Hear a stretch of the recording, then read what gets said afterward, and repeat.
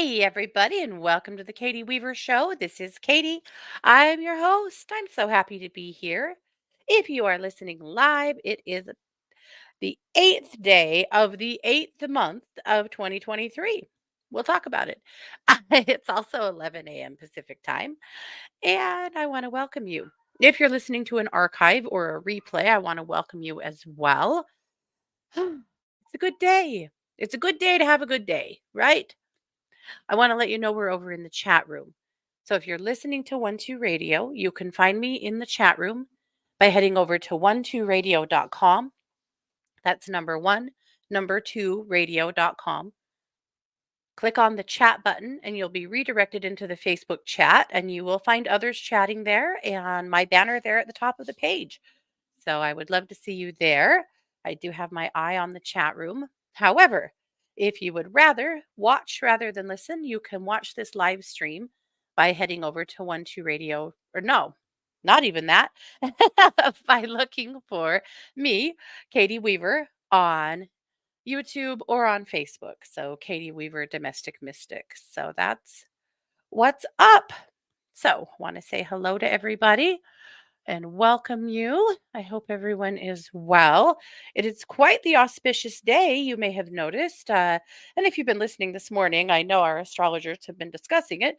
It is Lionsgate, Lionsgate Day. And the Lionsgate portal, of course. And it's also the eighth day of the eighth month. And eight is considered to be an extremely lucky number. So some are saying it's the luckiest day of this whole year. You might agree or you might not, but it is a really good manifesting day. So we'll talk about that a little bit as we go here. But per always, I'm curious to know how you guys are doing. How's life? How was your weekend? How are you faring? I'm always curious to know where things fall for you and what's up. We're working on a fun project. I talked about it a little bit when we were talking about honey and bees a while back, but we had all of this honey from our bees last year because our beehive died over the winter. And unfortunately, it just got inordinately cold here. We had wrapped it and done the things you do to try to save your hives in the winter. Uh, but we hadn't put it in the barn because it was so heavy. There was so much honey in this thing. It was so heavy we couldn't get it moved. And so we wrapped it where it was, which was it really a relatively sheltered spot, but it just unfortunately our bees froze to death. So they left us a hive packed with honey. And so we've been working on extracting that honey this summer and then trying to decide what to do with it because it was like a gallon and a half of this gorgeous honey. And once we had it all extracted and ready to go, we decided let's do infusions. We keep reading about them, we keep hearing about them. Hot honey has become this huge thing right now in the culinary world. So we went, hey, for fun, maybe we do hot or, do various honey infusions. And then I got thinking about, all the different things you could do. We did a big jar of hot honey. We did lavender honey. We did rose petal honey with my rose petals that I harvested out of the mountains last month. And then I was thinking about different kind of, we did vanilla bean honey. So then I was thinking about other things that we have or, are passionate about. And I was thinking about Scott's chai because if you don't know, Scott loves chai tea and he makes his own blend. He messed around with a huge box of spices that and mixed and remixed over and over again until he got exactly what he wanted, And so we decided to do chai honey. So we have two big jars of chai honey that are just doing their thing. So you put all your stuff with your honey, and then it has to sit for a certain amount of time, and you turn the jars every day, and uh, you take them out. One of the suggestions that we had read was that you take it out in the sun every day because you don't want to like really heat your honey too much, but you want to heat it somewhat. So our jars are outside and getting turned a couple of times a day. And anyway, I'm so excited to see how my infusions turn out. And if they're awesome, I'm going to put them on my Etsy store because that's a lot of honey, a lot more honey than will ever get used in this house. Though I'm sure I'll send some home with my kids too, but I'm so excited about it. So I ordered jars and my jars came, and this is what they look like. I bought these little mini flasks. Now it's true that you'll have to pour your honey out of these, which is it's an upside and a downside because I don't know about you guys, but I absolutely hate it when people put the fork or the knife in the honey. Now, honey doesn't go bad. Honey has incredible properties to not get yucky, but it still grosses me out. So anyway, it is a jar you will have to pour, but I think it's going to be worth it. So I'm working on these labels that are like witchy apothecary labels that are going to be so damn cute. So anyway, between that and wedding season, that's what I'm working on. I have 3 weddings in the next my first one is on Saturday, another one on Monday, and another one the following Saturday. So, officiating all 3 of those weddings. Uh, I think. I don't know. The one of the weddings, they are all for family, and one of them really did ask for Scott, but, he was kinda hoping that I would do it. So, I don't know. I've been working on scripts for all 3 of these weddings to have them ready to go, but yeah, we're hitting this weird period where we have all of these weddings, bam, bam, bam. So, and they're all relatives on different sides of our family, which is wild too. So, anyhow, wedding season is very upon us. So, we've been meeting with brides and grooms and working on scripts and stuff like that, and trying to work on what I'm going to wear. This is my biggest I can officiate a wedding, no problem. That's not the problem. For me, it's always trying to figure out what the hell to wear. What does the officiant wear? Well, you think about like a priest would wear their robes or, lots of ministers, stuff like that. But I don't do that. Uh, I was thinking about like men, a lot of times will just wear a suit. Okay, that's fine. But what do the women wear? Does it really matter? Tons of research. I finally settled on, and I've done lots of weddings in the past and usually worn like a black top and black pants, but that didn't ever feel quite right either. So, anyway, I know it's ridiculous to worry about this so much, but you are going to be in somebody's wedding pictures. You're going to be front and center. Like, you need to look right. So, anyhow, I finally decided that I was just going to do a very simple, long black dress. And then I ordered a stole, like you see ministers and whatnot wear, because technically I'm a minister. Uh, and for the Universal Life Church. But and so I ordered these stoles, these satin stoles that I'm going to embroider on, just some like symbols of love on. So I got to do that this week too. But then I was thinking, I know. Did you really sign up for all of this mind babble? I know. You're great inspiration to me. So here you are. I have I was doing Ebru scarves earlier in the summer and then kind of lost interest for a little while, though I'm sure I'm going to get back to that, but it's just been so hot. But anyway, I thought actually what I could do is make 3 Ebru scarves in their wedding colors. I could just do 3 silk scarves, just marbled scarves that match their wedding colors, and maybe that would be nicer than the stole. And I don't really know. So that's where my thought process is. So if you have an opinion, I would love to hear it.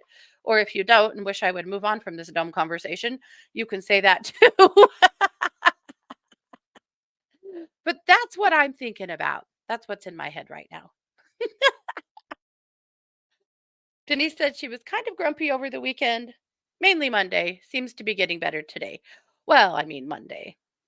There was a lot of grumpiness in my world over the weekend, too, to be fair. That seems to be a thing. But I'm glad it's getting a little better for you now. Okay. Well, are we ready to talk about all the stuff? Sid, happy birthday tomorrow. And yes, if we get to readings, I will definitely give you a birthday reading. Yeah. I have seen the videos. So she said, have you seen the videos of the young lady beekeeper who travels around rescuing swarms? She holds mounds of live bees in her hands without smoke. I know. That girl is amazing. Amazing. I'm not that brave. Holy cow. But my eye isn't that good either. She goes directly for the queen. Like that girl just is inherently a bee charmer, man. She knows exactly where the queen is and goes directly for the queen every time and fishes her out and has her you know, has her there and I am absolutely blown away because I can't ever see the queen. And that's dumb because the queen does look differently than the other bees, but somehow I cannot see her. I Scott can, however, so he'd be better at this than me. But in her videos, man, she goes directly to where she thinks the queen will be, and that's just from all of her experience. But she reaches right in there and takes the queen and moves her into her box, and then the rest of the bees just start to follow, and she helps them, handfuls of bees, and moving them. Yeah. So the key to handling bees is that you cannot get scared. You can't act scared because they can smell it. Uh, you can't get freaked out about them being on your skin, and having thousands of beads on your skin is a really foreign feeling. And your instinct kind of kicks in and tells you that you should lose your mind right now. And if you do that and you get scared and you start swatting, you are going to get your ass kicked. But if you can stay calm and not do that at all and be just really measured and just continue with the energy to them that you're not going to hurt them, 99.9% of the time they don't hurt you either. Whew. But that takes something. I'll tell you. That really takes some work to not have a panic doing that because it's hard. And I've done it both ways. I have stood amongst our bees and had probably not thousands, but probably hundreds of them landing on me while we were doing something and managed to talk myself into staying calm. And then I was fine. I've also done it the other way and not stayed calm and been stung. So there's there's both sides of it. I don't know. Do you think you can do it? It's wild. So anyway, we did replace our hive this year, incidentally. We actually put up two hives this year, and one of them is just going gangbusters. It's going to have a shit ton of honey in it, and those bees seem to be really happy. Also, Scott redesigned our hives and built in a system to move them so that when it does get cold, rather than us struggling to be able to get them moved, he already uh, engineered something so they'll be easy to just slip onto a dolly and move without struggle.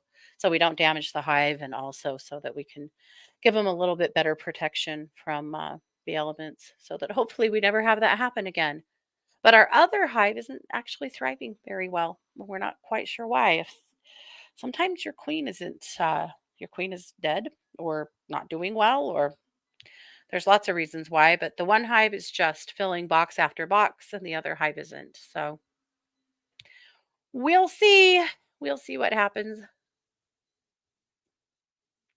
We're definitely novices, learning as we go. So luckily, though, it seems like on any topic these days, there is somebody out there that is an expert that is making videos, sharing their expertise, more than happy to help.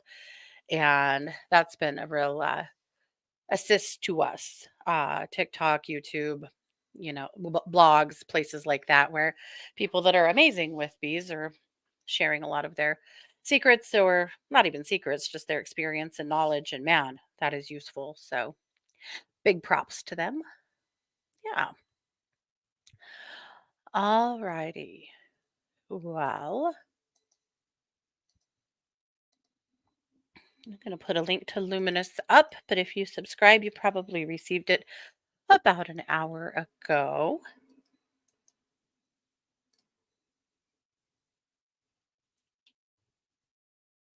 Oh, Sid said bees in the past always wanted to land on her eyelashes. Always wondered why. I don't know. That's interesting and could be scary. Yeah. Hmm. Did you guys hear? This isn't about bees, it's about snakes. But there was some church in the South that uses vipers as a part of their church ceremonies. And they said in a statement that vipers are as integral to their church as is the Bible, or as integral to their church as the Bible. And the pastor just died from a viper bite. This is the 10th time he's been bit, and the 10th time that he refused medical care, and this time it killed him. Vipers! What? Oh, no! No. Just definitely no. I don't know. I do not know. So, very sad for his family and his congregation. I'm sure a lot of people are devastated by his loss, but what? That's a hard no here. And I'm not afraid of snakes, but still don't really want to get, I don't know, bit by vipers. I don't know. Am I wrong? I don't know what to say. Maybe I'm wrong. All right. Well, let's get going. So, obviously, I had to have a lion on the cover, considering it's the Lion's Gate. And I thought this white lion that was all bejeweled was pretty freaking cool. So, that is the cover that I chose this week. Okay. Obviously, I called the magazine Dancing Through the Lion's Gate edition because today's the day. And because, quite honestly, this is a really weird week energetically. We do have the Lion's Gate, but we have some major energetic ups and downs. And it's just kind of a weird energetic week, right? So, even though, yes, it's the Lion's Gate, and yes, it's a great time to manifest. Yes, you've probably also noticed some big ups and downs in your mood and in your energy, because that's just really where we are.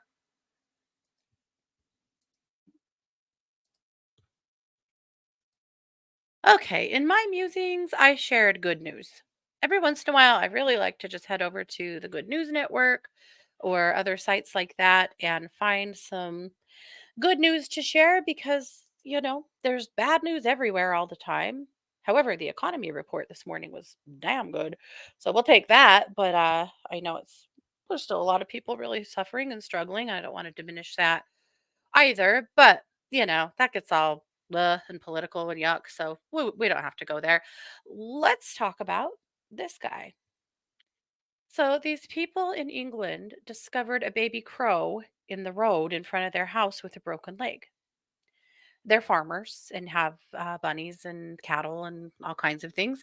So they gathered up, hey, Quelly. So they gathered up this baby crow and brought him onto their property and doctored his leg and started taking care of him. And pretty much immediately, he loved up to their bunnies. They have 6 bunnies in a hutch and that also come in their house and, are pets. And they noticed that when it was feeding time, he was going not to them, but straight to the bunnies, like they were his parents. And now he is just a part of the bunny troop and spends all of his time hanging out with bunnies. They said he even hops along with them. And he just seems to now think he's a bunny and he's living that bunny life and he's really happy. Isn't that sweet? They also said that he has never been caged. He could leave at any time, and he does not. He stays right there. He sleeps with them. He hangs out with them, and this is his life. He's he's a bunny now. So that's so sweet, and the bunnies love him. They love him, and they've helped take care of him and be really cute with him. So if you click on the picture in any of the pictures in this article, you can get to the original article and read the whole thing and learn more about it. But I thought that was the cutest story. And I know that some of you here are major bunny enthusiasts and would love that. So, Tiff, I hope you saw that. I thought you might get a bang out of it. All right. This next story, this got to me in multiple ways. So, this first grade teacher was getting his hair cut, and he noticed one of his students come in and sit down and immediately get antsy and kind of start getting wild and getting into trouble. And that there really wasn't anything in the barbershop for little boys to do or little kids to do. And so he came back to the barbershop with a pile of books, thinking, hey, here's a bunch of like elementary age appropriate books. Maybe that'll help. And the barbershop was obviously receptive to that. And it turned this waiting time for these kids. Well, they're waiting to get their hair cut, or maybe waiting for siblings or parents to get their hair cut, into an opportunity to read, just for some literacy. And that went so well that he has now formed a whole initiative around it, and is it's called Books for Barbers, and or Books for Barbershops. And he's taking a pile of books into every barbershop around him that will have them, and trying to get even bigger than that. And how cool is that? So of course, my dad was a barber and my mom was an elementary teacher. And so this spoke to my heart in lots of ways. And I just thought this was a super cool idea. And what a cool guy to recognize a way to interject some literacy into kids in moments where they're probably really bored, need something to do, and need a way to stay out of trouble and get excited about some books. So I thought that was a pretty cool thing. So you can read more about that if you click on this picture, and you can support his initiative as well. Okay. And one more. You guys, the beluga cam. There are cams all over the world of everything you can think of in nature. I It's been pretty normal. A lot of people have had eagle cams. I don't know if you keep an eye on some of the bald eagle cams. I do. There's a few that I really like to watch, especially in the spring when they start hatching their babies and stuff. But this is a place where there was a giant beluga migration, and they put together a beluga cam, and there are thousands of belugas migrating through here. And I don't know about you guys, but I think that beluga whales are so magical. I think whales in general are so magical, but belugas are just something so freaking special. And it's amazing. So click on the story so that you can go and find the cam. And also, if you're interested in other things, a lot of zoos have cams now. So you can keep an eye on what's going on with some of their animals. Lots of wild animal places also have cams set up so that you can see wild animals coming through. And it's just pretty amazing. Yeah. One of the most amazing things going on this week for us is that one of Mars's teammates, she and her family have become dear friends of ours. Her uncle is a philanthropist who has been pouring millions of dollars into a park, yeah, a wildlife park in Mozambique called Gorongosa. And Gorongosa has gone from a lot of nearly extinct animals to a really thriving place, a lot of nearly extinct vegetation that's started to really thrive, uh, very poor villages around there without water or without any decent water quality that they've managed to restore and repair and create. so that the villages around them can thrive. They have created all of these different initiatives to help the families in the villages surrounding Gorongosa to create income. For example, they've been doing some testing on a pepper that's used in certain hot sauces that they discovered really thrives in Gorongosa. And now 135 farm families are farming this pepper and benefiting from it. And that's just one thing. They're currently in the process of building, I believe, 55 schools. Like, it's an absolutely amazing thing that he's doing. And if you haven't heard about Gorongosa, there has been quite a bit on the Discovery Channel about it. Nat Geo have done some big articles. There's, and I think this was through Nat Geo, on Disney Plus, there's a whole documentary about Gorongosa. Anyway, so our friend Alex is in Gorongosa for the next month. She's a biology major, and so she's there studying and learning. And she is sending daily reports of all of these pictures. And the other day, pictures and video out of a helicopter flying over the park. All of these hippos and wildebeests, I think, and some kind of antelope and the elephants. My God, this is one of those parks that protects the elephants, like with armed guards to prevent poachers from coming in. It's an amazing place. And ever since we've met them, I've been studying Gorongosa because, they're amazing people and have this incredible thing happening. But the fact that Alex is there right now and is sending stuff back to us, it's like I'm daily laying in wait to see what she saw today, and living vicariously through her. It's incredible. But anyway, if you really want to warm your heart, go look up Gorongosa and all of the amazing things that are going on there because wow, are they doing some cool stuff. No, I have never seen a live beluga. I have not, Sid. Oh, she did. Oh, he's playing alone with a ball, no tank mate. Oh, poor little thing. But they are so cute. They're just so cool. Honestly, seeing whales to me, the only thing more special to me than seeing whales in the ocean would be seeing narwhals. I know. I'm a dork like that. But I would love to come across narwhals. That would also require either going whale watching or like going out on the ocean. And I don't know. I don't know. I am a big chicken about going out on the ocean. The ocean scares the shit out of me, to be honest. I'm fascinated and mostly terrified. So thank God for beluga cams. That's what I'll say. Okay.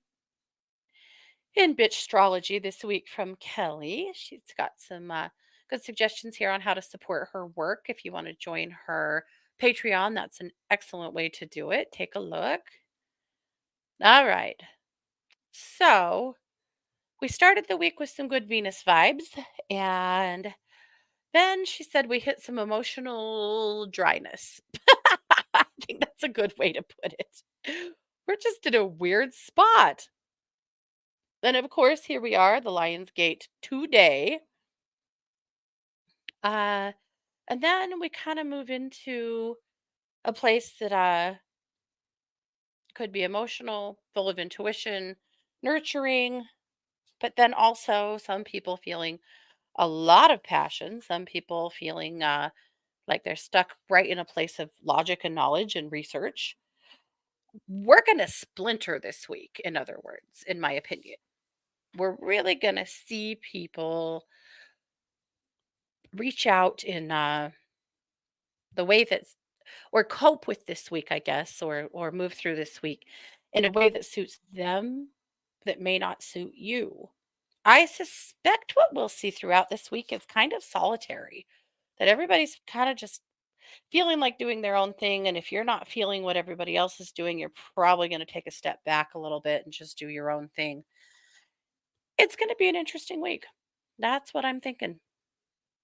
Yeah, but read what she has to say. She's got some good stuff there, and then if you're a patron, go over to Patreon and read, the full dish scopes for the week. They are really worth it and very detailed and will set you straight.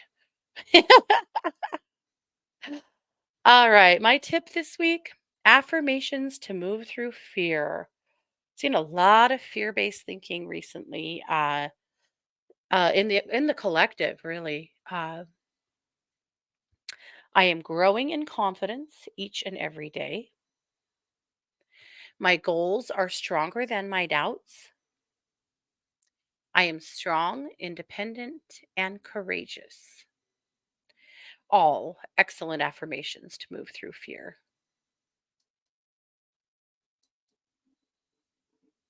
All right. Christie's energy exercise for the week is the green Tara. Forgive yourself. Always an important one. Heart happenings with Ginger. She's got messages for the whole zodiac. Let's do Gemini. The angels and guides show what could be a week of temptation and overindulgence. They say having fun is a great thing, but being mindful of excess of anything can prevent the future regrets later on, whether it's too much food or drink, excess social media, financial splurges, etc. It's probably something good for us all to remember and hear every once in a while. All right, over at the True Crime Squad, of course, there's crime going on, but I have to show you, we did a drunkumentary last night. So this is a fairly new segment that Christy and I have been doing over at True Crime. What we do is we watch a true crime documentary that we think will be pretty wild. And we take notes, and then we come back and we do an episode reporting on what we learned while drinking. And it is interesting. It's a good time. By the time we got done last night, I was absolutely plastered. I don't It was 2 shots. A shot of, vodka and a shot of, limoncello in a like, a lemonade type drink that Scott made me. Oh my gosh. But anyway, the documentary that we did this time is about this woman that, was a serial killer in Mexico City that killed was killing all these old ladies. This happened back in the, 80s and 90s and or I bet not even that long, early 2000s, like late 90s, early 2000s. Anyway, which is not funny, of course, but the documentary was more like a telenovela, and oh my god, it was hilarious and wild. And anyway, the documentary is out. You can go watch it over at True Crime Squad if you're interested, but the story is outrageous. It is. But a lot of the stuff in it, the different elements, but the way the documentary was done was I've never seen anything like it. Rolling Stone is calling it the best documentary, true crime documentary of 2023. And I don't know if they watched the same thing I did. Or maybe they did and they're all about it. I don't know. But anyway, so for a good time, watch the drunkumentary.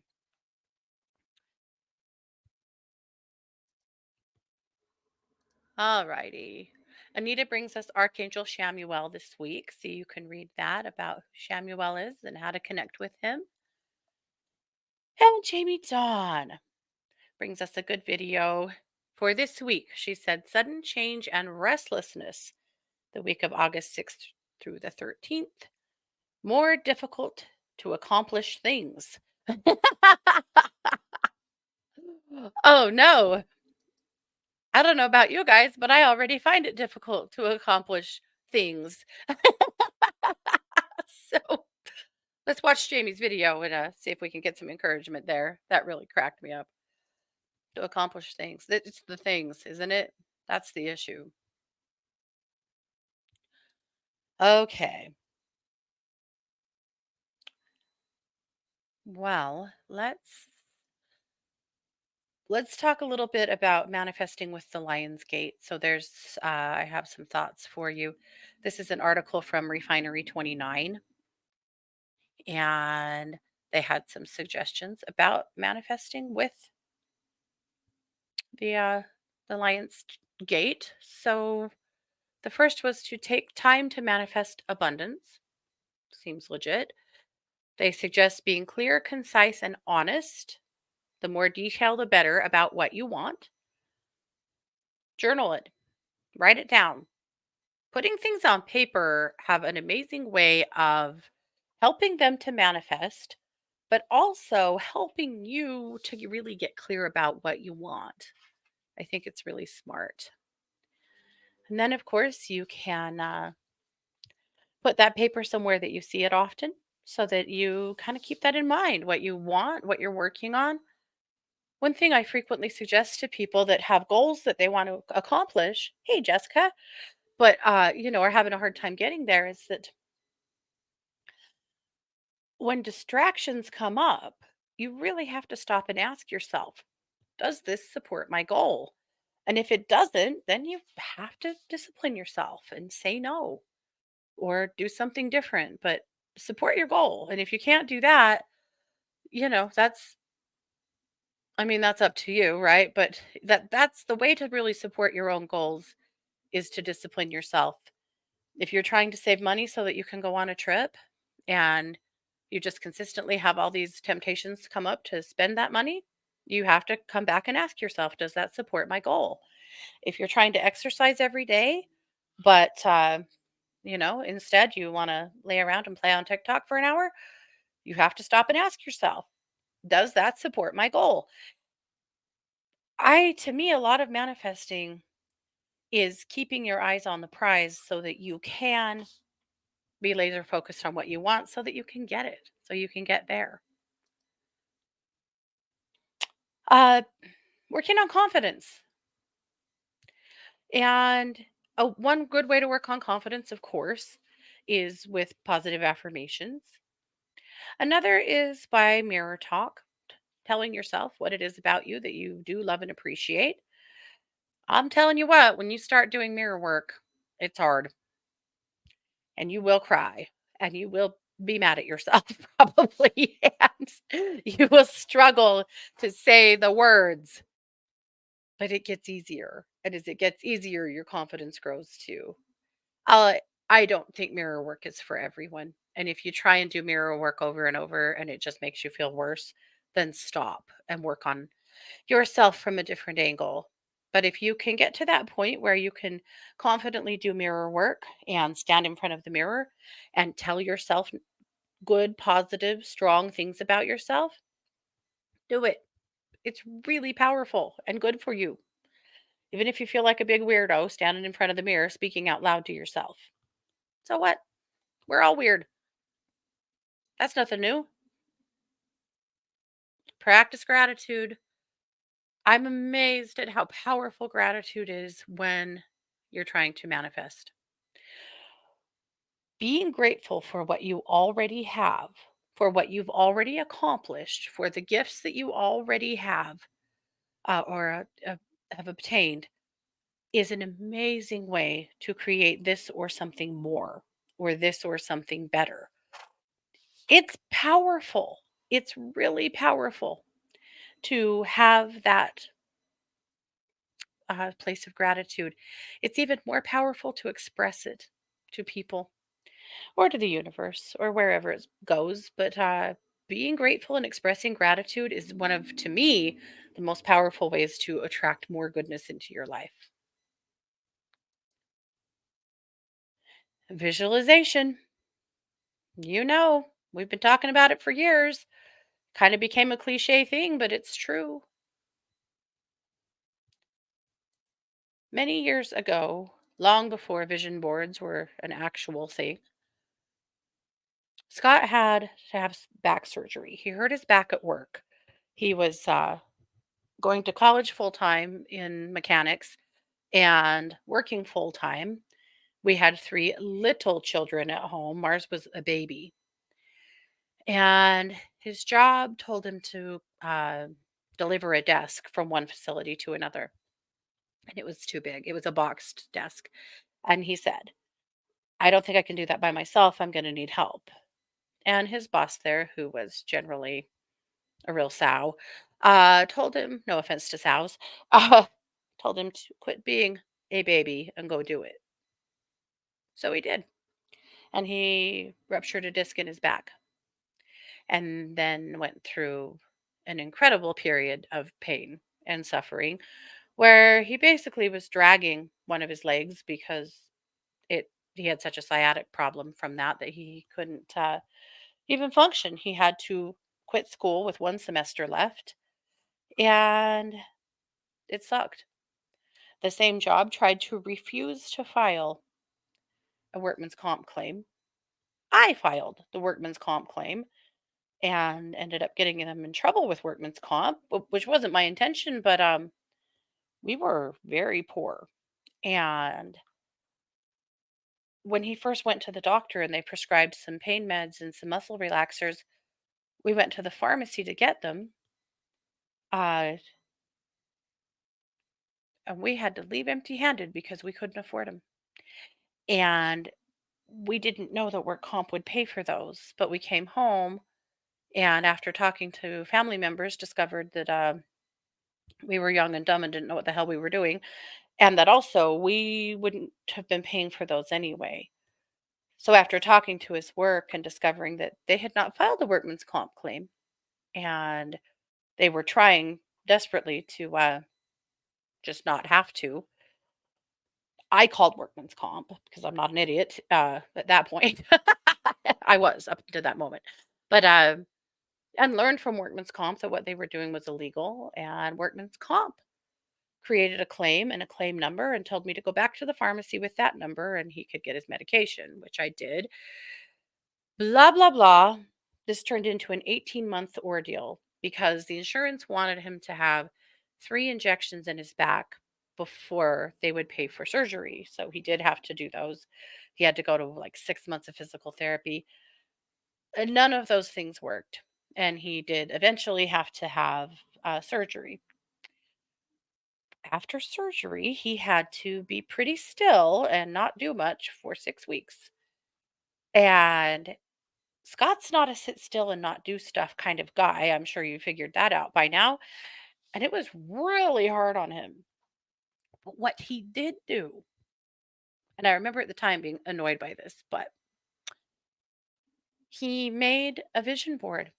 Again, this is before I'd ever heard of a vision board, but he wanted a Hummer so bad. This is when Hummers were pretty new on the market. He wanted a Hummer.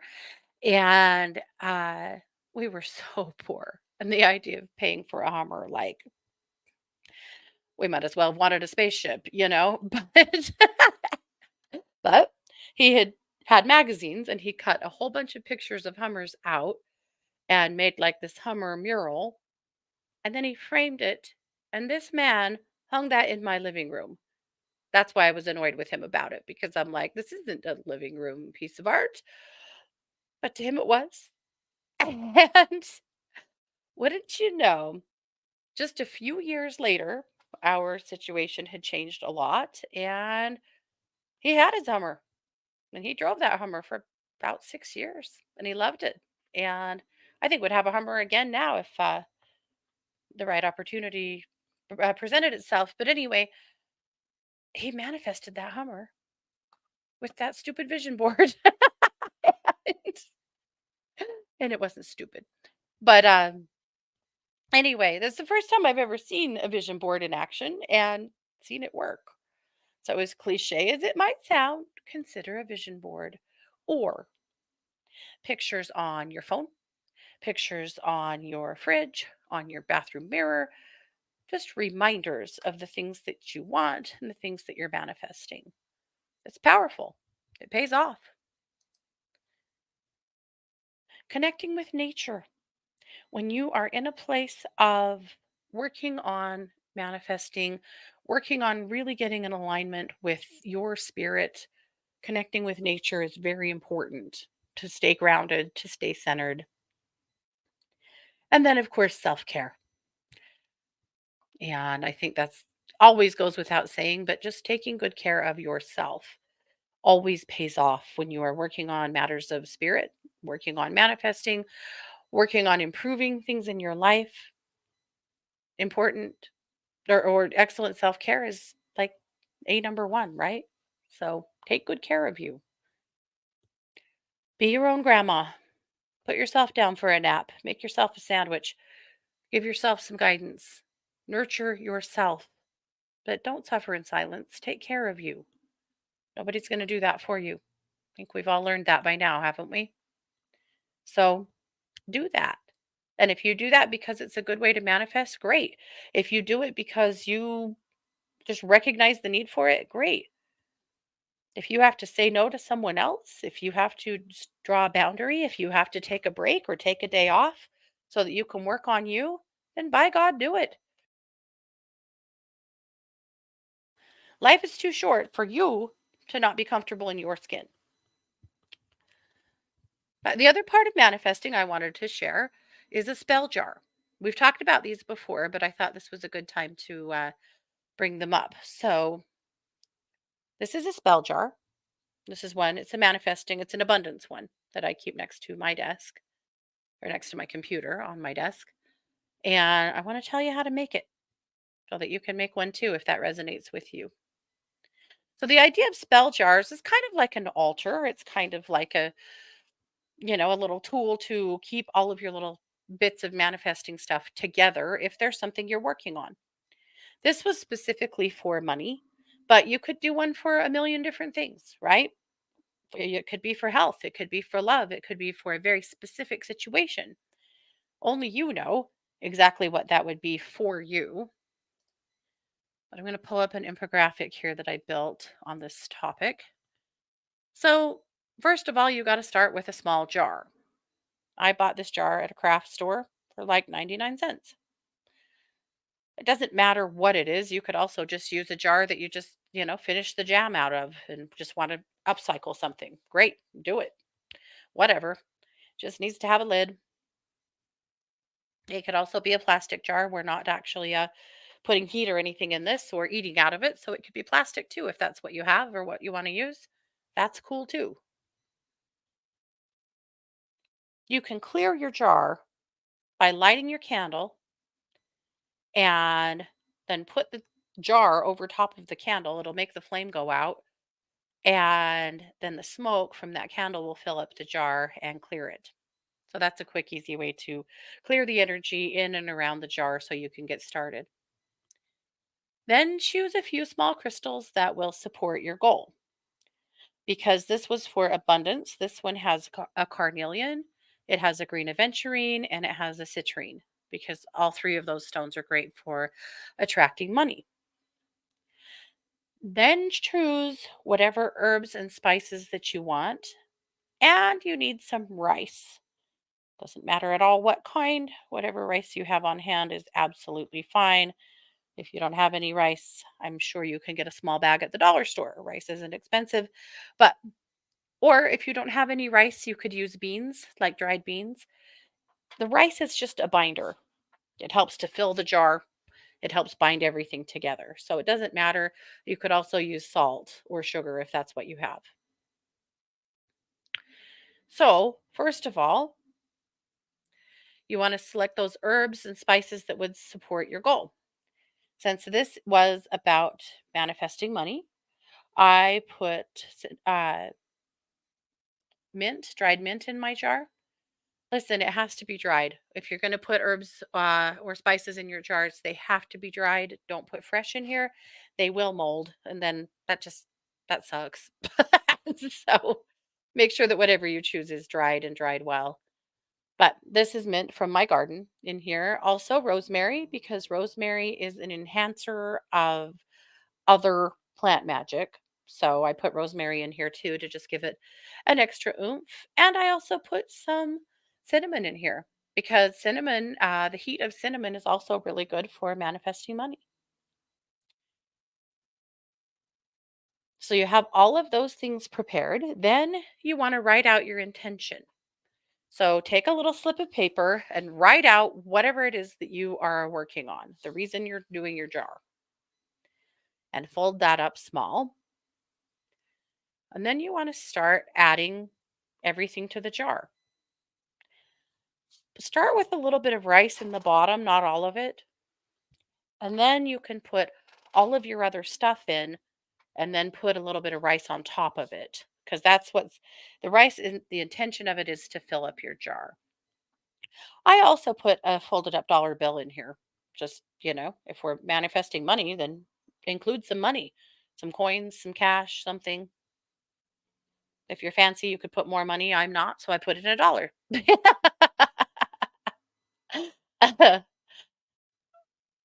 As you put your stuff in the jar, think about each element as it goes in and about what your goal for that po- thing is: the crystals, the herbs, the spices, the note, the money. If you put a fetish of some kind in there, or a little emblem or a token, whatever symbol, really be mindful of putting it all together. Once it's all together, light a candle and then carefully, without burning yourself, hopefully, hold the candle upside down so that the flame is, flaming up the side of the candle and melting the wax. And then just keep turning your jar with the wax dribbling on it. Keep turning it so that it seals it, so that you have a good wax seal all the way around the lip of the jar. And then you have your spell jar. You can take that and put it anywhere that you're going to see it and remember it, so that you can remember that manifestation, that thing that you're working on. These are powerful. They're smart. I absolutely love this. I keep thinking should make these as kits and put them on my Etsy store, but I haven't done it. But maybe someday I will, or this winter when it gets cold and there's nothing to do. But at any rate, you can make your own easily. But I think that's pretty cool. I love it. So consider that. Okay, we are close to running out of time, but I promised a birthday reading to Miss Sid. Right, Sid? It was you that your birthday's tomorrow? Yes. Oh, she wanted to know if she'll be rewarded with patchouli, uh, with her health and vitality being restored after 2.5 years of hands-on rehab. I feel like that's true, Sid. Now, I do feel like this is kind of we're going to get her to the best point she can get to. And so I don't know that it's fair to say that she's going to be fully restored. She'll be as fully restored as you can get her, if that makes sense. But please know that your efforts have improved the quality of life for this dog 1,000-fold. She might not even be on the planet anymore had it not been for the efforts that you've put in. She knows that. I feel like her gratitude for you is immeasurable in what you've done for her, in all of the care that you've given her. She loves you and adores you, and she knows what you've done for her. Uh, so the answer is yes, but let's manage our expectations too, knowing that the life that she had before you was very hard on her. And so she's going to get as good as she can get. Yeah. But she's happy. She's comfortable. She is living the life. And that's really the only thing that matters at this point. So good on you. I'm just going to pull you one quick card then on top of that.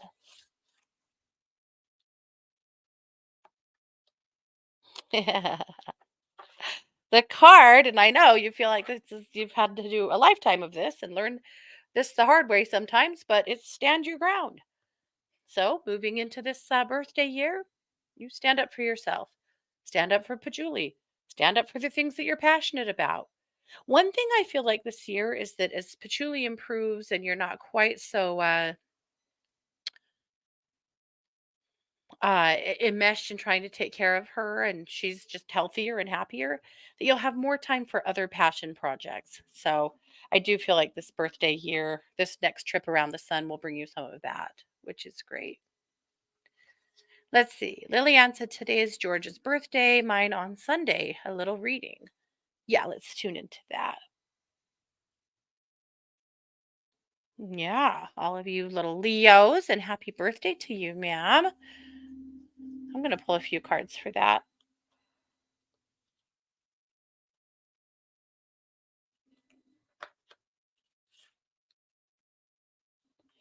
I feel like with all this birthday energy between the two of you guys, and also being here in Leo and in the Lion's Gate, it's a really good time for contact. All right, so the first card is Passion Ignited. Okay, we'll take it. That to me speaks of perhaps a connection here, perhaps a conversation, an opportunity to connect, which would be amazing. The next card that I pulled is the Truth card. Uh, Really, just to look at what the truth of the situation is, his situation and yours, and how you've felt about each other on and off, and really kind of consistently, but under other layers over the years. And then the third card is the firm foundation. This could be you in, getting moved, settled, getting another year under your belt of knowing what's going to happen. But this could also be something with him. No big promises that something's going to roll out with him. It's been a back and forth deal for a long time, but I feel like there's some good energy behind that right now. Yeah. Trish, I would love to pull a quick card for you, and then we better be done because, oh, JR, really fast. If I reach out to Lee, will I get a response? Can I get a relationship started? Um, JR, I feel like you may not get a response. I think maybe you should do it anyway, just so that you can answer that question for yourself, because this has been kind of weighing on you for a little while. Lee feels like a closed book to me currently. But I feel like, again, for you, it wouldn't hurt to just make a quick connection. Yep. All right, Trishy, let's pull a quick card for you.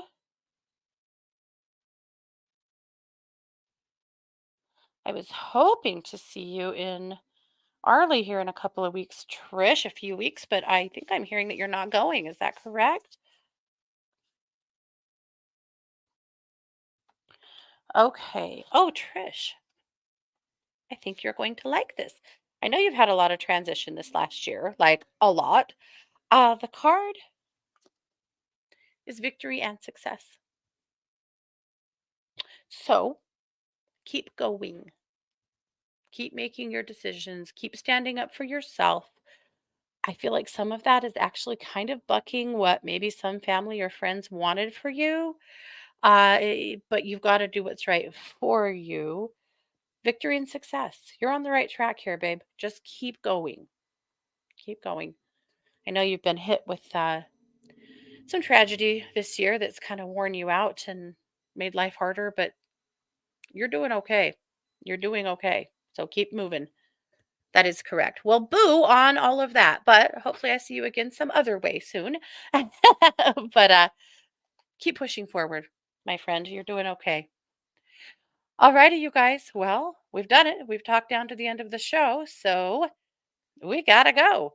So happy birthday to Sid and happy birthday to Lillian and anyone else if I missed you. Thanks so much, you guys. Have a wonderful day. Don't forget, I am a professional psychic advisor over at 12listen.com. That's number 2 listen.com. I am there every day. So come see me, have a reading, connect. I would love to do that. And as always, you have been listening to The Katie Weaver Show here on 12 Radio, where we're changing the way you listen to the world.